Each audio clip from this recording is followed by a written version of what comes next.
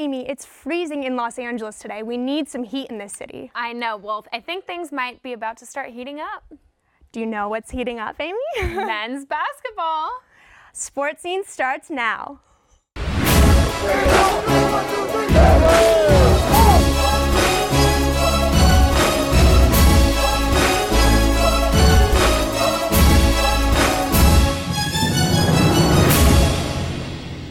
Welcome back to the Annenberg Media Center. I'm Julia Adams. And I'm Amy McCrae. It's rivalry week, and USC men's basketball is preparing to take down the UCLA Bruins in the final game of the regular season. The Trojans are coming off of wins on the road against Colorado and Utah. The team is ranked second in the Pac-12 and is on a 4-game win streak.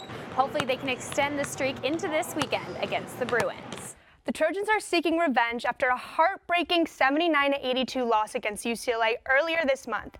Amy, how do you think USC could get a win over UCLA this weekend? I think the key is Chimezie Metu. The junior is averaging a team-high 15.9 points and 7.3 rebounds per game this season. When the Trojans last faced the Bruins, they shut down Metu. He scored just 11 points and shot 4 of 11 on the night. In order for the Trojans to come out on top, Metu will definitely need to be on top of his game. I agree with that, but the Trojans also need to focus on controlling the Bruins' offense this weekend. UCLA has 4 players averaging triple-doubles, but dominating UCLA's offense is Aaron Holiday. The last time these two teams met, Holiday repeatedly found the hole in USC's defense and put up 23 points and 9 assists. He is a force to be reckoned with, and USC will need everything in their power to stop him. But there's much more on the line for the Trojans this weekend than just a rivalry win. Since it is the last game of the regular season and the last game in the Galen Center for Elijah Stewart, Jordan McLaughlin, and Kurt Karras, the Trojans want to finish on a high note going into the Pac-12 tournament. But on the other side of the court, USC women's basketball is seeded 7th going to the Pac-12 tournament tomorrow. Yeah, we're looking forward to the Pac-12 tournament. I'm really happy with the way our kids are playing and performing right now, and their effort is. I think that the chemistry is great. You know, we've had a great practice today. Morale is up. You know, and it's really nice to see them that motivated and that driven this late in the year. The women of Troy carry a 19-10 overall record into the conference tournament. They open up against number 10 seed Washington State tomorrow. The Cougars have an overall record of 10-19 and a Pac-12 conference record of 13-14. A win tomorrow would send the women of Troy into the quarterfinal against the number 2 seed Stanford.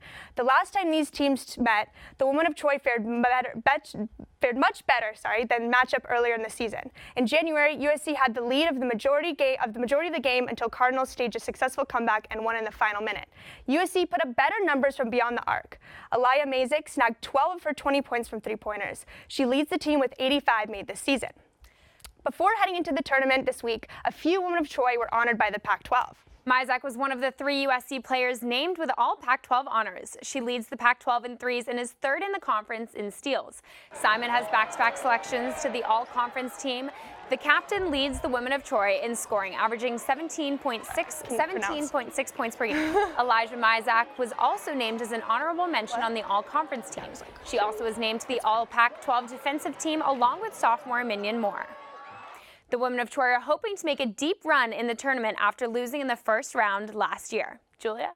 Joining me now to debate some controversial men's basketball questions is Drew Jones and Jazz King. Well, thank you guys for joining me. Thanks for having us. So USC's final matchup of the season is this Saturday against UCLA. They lost to them earlier this season. Do you think that they could get a rematch this weekend? Drew, let's start with you. Definitely think it's going to be a tough feat for USC to beat UCLA this weekend. They definitely have a chance of losing again. I think if we take it back to last game, they lost by 3 points. They also missed 3 free throws. Their free throw percentage is only 72% for the entire season. So we're going to have to, or the Trojans are going to have to make their free throws. And also losing Benny Boatwright, one of the top players on the team, I think that they're going to have a tough time, definitely. Yeah. Jazz, it's here. I disagree completely with Drew. I think the Trojans absolutely can win the game on the weekend. Like she said, they only lost by 3 last time, but they were up by 9 with 8 minutes to go, ended up giving up 4 3 balls in the last 6 minutes. That's going to be the difference. They have to key in on Aaron Holiday and big man Thomas Welsh. They combined for 44 of the UCLA's 82 points last game. If they're able to really control those two guys and they'll have the home crowd rocking because it is rivalry week, I absolutely think the Trojans should be able to beat the Bruins come Saturday. And with everything happening with the FBI investigation, it seems to be a systematic problem. There's athletes being paid under the table. Do you guys think that they should be paid openly? Jazz, let's start with you on this one. Unequivocally, yes. The NCAA makes $10 billion a year in revenue. The president, Mark Emmert, makes $2 million. He should save off a couple of $100,000 of that and donate it to some of the schools. Now, USC itself brings in over $100 million annually from the athletics program. So these guys that are getting into trouble for taking money from agents, I don't think you would see that happen as often. I don't think it'll completely mitigate the circumstances like that, but I also think that the players deserve to be paid because they're making a lot of money off of for the schools off the players' back. Oh, the buzzer. You just missed it. Just got it. Drew, let's hear from you on this. I would actually have to agree with Jazz this time. I think that all NCAA athletes should have an opportunity at earning some money, especially revenue-generating sports like football, basketball, and baseball. Now, me personally, I worked for a softball team, or Division I softball team for 4 years, so I know from experience the games, the practices, the conditioning, all the time that it takes to be a student athlete, and I couldn't even imagine what it's like to play football and not get paid for it. Mm-hmm.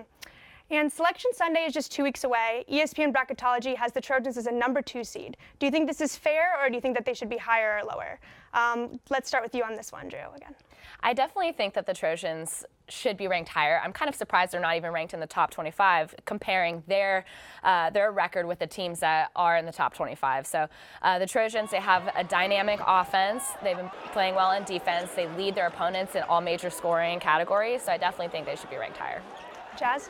No, I think they're about where they should be. It's going to come down to the Pac-12 tournament. USC has really struggled so far against the top 25 teams. They played. They lost to both Arizona and Texas A&M, and they also have a loss against Princeton. Ivy League school is 12-15 on the year. So no, nationally, the people who are ranking them, the committee, is not really going to give them that much of the benefit of the doubt unless they're able to get the job done at the Pac-12 tournament, which I think they should be able to. Arizona is now without DeAndre Ayton because he took money, as we know now, with the NCAA investigation going on. I think the Trojans can make their mark by doing well. The buzzer. I had a habit of talking too much anyways. I apologize for that. All right, well, thank you guys for joining me. Now let's toss it to Nick, who has an update on another team that played UCLA last night. Thanks, Julia. Yesterday, the 9th-ranked USC men's tennis team faced the number 4 UCLA Bruins in Westwood. In a repeat of last year's Pac-12 championship match, the Trojans fell to the Bruins. It was a close match to the end, with the match being won on a hard-fought 3-setter. After 2 early season losses, the conference rivals Stanford and UCLA, the Trojans look to bounce back on Thursday when they face the University of San Diego and continue Pac-12 play in Seattle against University of Washington on March 9th. Amy was joined by one of the players in studio. Back to you, Amy.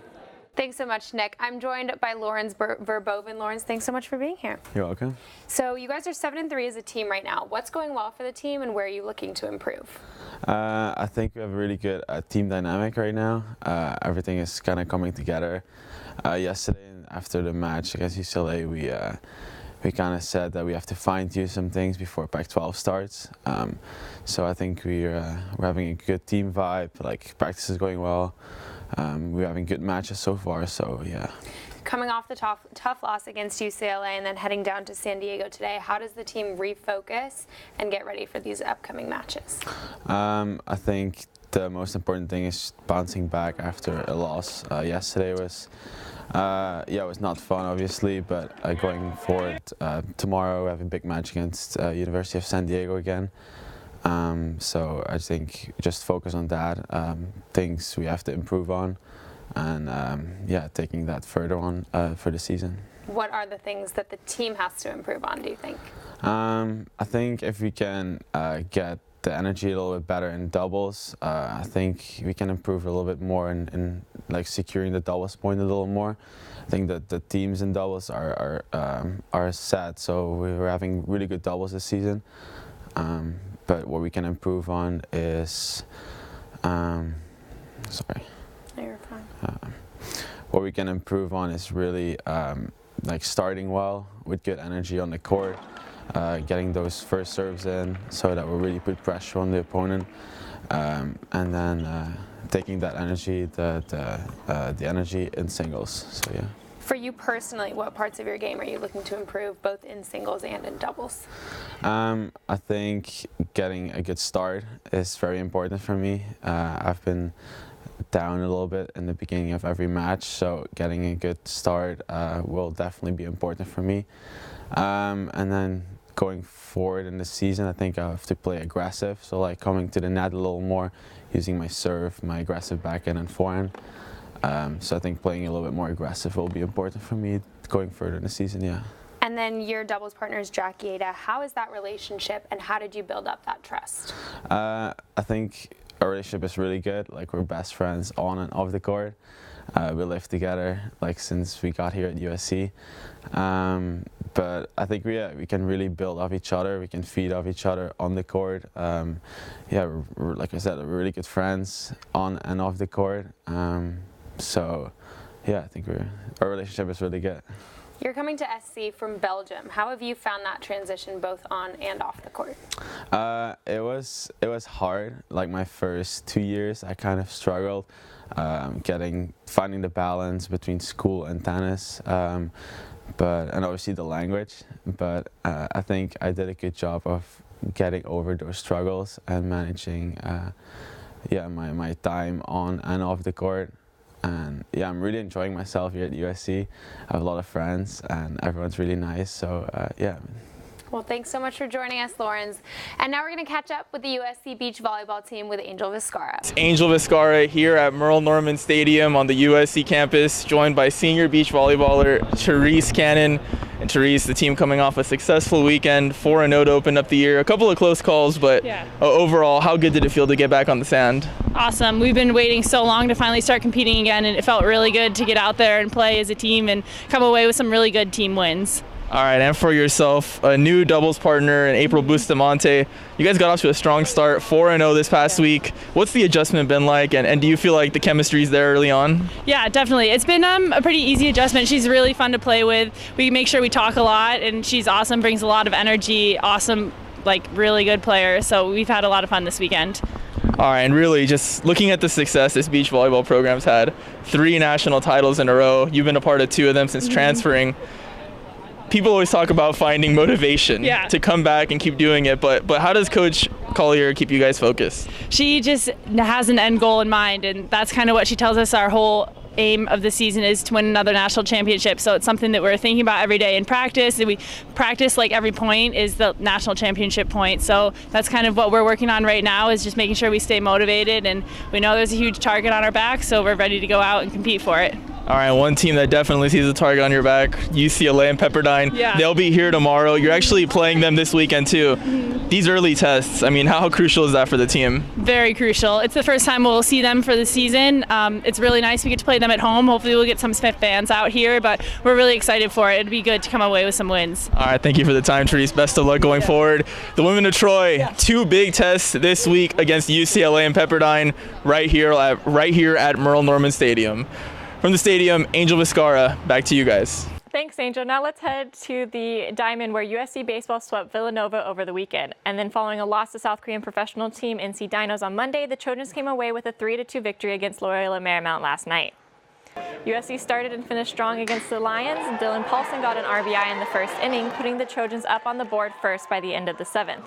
The game was tied at 2 in the bottom of the 8th. Chase Bouchard hit a homer to left field to win the game for the Trojans. Over the weekend, Coach Hub said that defensive performance would be key for this team. If we can play great defense like we've been, get solid pitching, and then get the timely hit, it's big for a young team to learn how to win, and I think we're on the right track. Last night was no exception in defensive performance for the Trojans, who just have 1 error so far this season. USC's pitchers held LMU to just 2 runs on 7 hits. The bullpen was responsible for 9 out of 12 strikeouts. The game against LMU was the 7th straight win for the Trojans, who now have a 7-1 record on the season. The boys will be back in action in Fayetteville this weekend with a series matchup against the number 5 in the nation, Arkansas. Amy and Julia, back to you guys. Well, there are a lot of interesting mascots in the Pac-12, but who is your favorite? Yeah, I mean, there's a lot of good choices, but I probably have to go with Oski the bear. He's really interesting looking. I actually didn't know he was a bear in the first place, but I like him because he is interesting looking.